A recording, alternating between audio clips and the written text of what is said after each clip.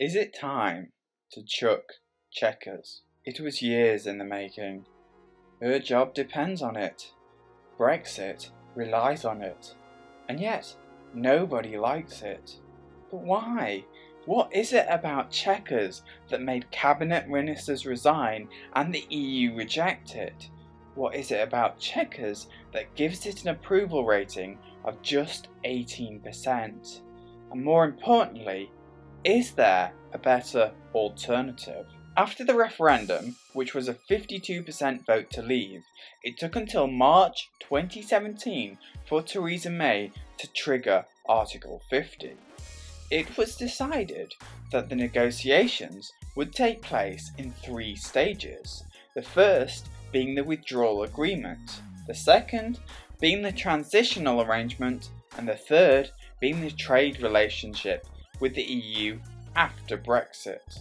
The divorce talks concluded with the Great Repeal Bill, which repealed all existing EU law into UK law. It made commitments to EU citizens' rights and promised to pay the EU £40 billion, but the Irish border had still not been resolved. By December last year, the EU concluded progress on the first phase of negotiations was sufficient, so progress on the trade deal itself began. By March, the UK had negotiated a transitional period, but rather curiously removed any reassurances to UK citizens living abroad. By Phase 3, on the 6th of July 2018, the Cabinet agreed the Chequers deal. Boris Johnson and David Davis resigned. Later that week, Trump dismissed it. The government carried on negotiating the Chequers deal, but issues still remained over the Irish border. Time was running out, and the EU was looking ever more uncertain a deal would be reached by October. However, by the 20th of September, the EU had rejected Theresa May's Chequers proposals, either offering to keep a Northern Ireland in the customs union or creating a border in the Irish Sea. And so Chequers, right now, seems dead. But why do people hate it so much? Well, this has to be examined in detail because there are lots of different opinions on Chequers and Brexit in general. At the heart of why both Remainers and Leavers hate Chequers so much is Theresa May, an unpopular establishment Tory Remainer. Parliament tries to vote towards popular decisions, and Theresa May herself proved herself to be unpopular in the election last year by losing seats, giving her a lower majority in Parliament, and so her own MPs now feel more empowered to vote against her. The second reason she suffers is because she stems from the establishment, a previous Home Secretary who has proven experience but isn't able to draw from that experience leadership qualities and therefore seems incompetent.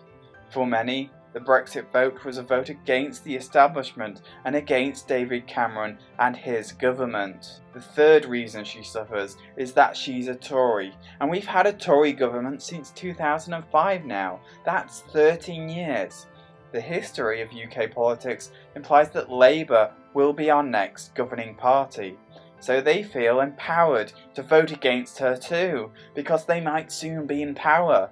But let's not forget that the SNP got pushed out of Scotland by the Tories, making them even angrier to make her seem like she can't govern.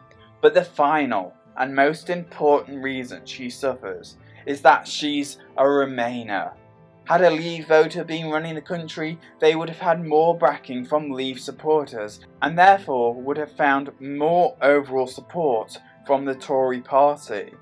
But this Remainer is contradicting herself by trying to leave the EU and betraying everyone's trust along the way. Why do Remainers hate Chequers? Theresa May has promised to take us out of the single market and customs union, which threatens our economy.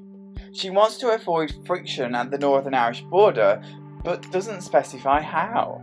She wants regulatory flexibility on services, but doesn't ensure workers' rights. She wants to be free from the European Court of Justice oversight, which means good European laws can be changed by our corrupt government. And she promises an end to free movement of people, which again threatens our economy and threatens our NHS. But why do Leavers hate the deal? Well, she wants a common rulebook for goods and regulatory flexibility on services, which sounds a lot like being in the customs union and single market put into different words. She says the ECJ will have a role in relation to the interpretation of laws the UK had agreed to adhere to. In other words, we may still be under ECJ jurisdiction in some areas. And she will permit immigration in limited and clearly defined circumstances. She will allow youth into the country. She will allow trade arrangements to affect immigration, meaning after Brexit is all done, immigration, one of the most important issues for Brexit, might not lower after all. So where do we go now? Well, it seems there are three main alternatives to Chequers: Canada Plus, Labour's plan for Brexit, or a no deal.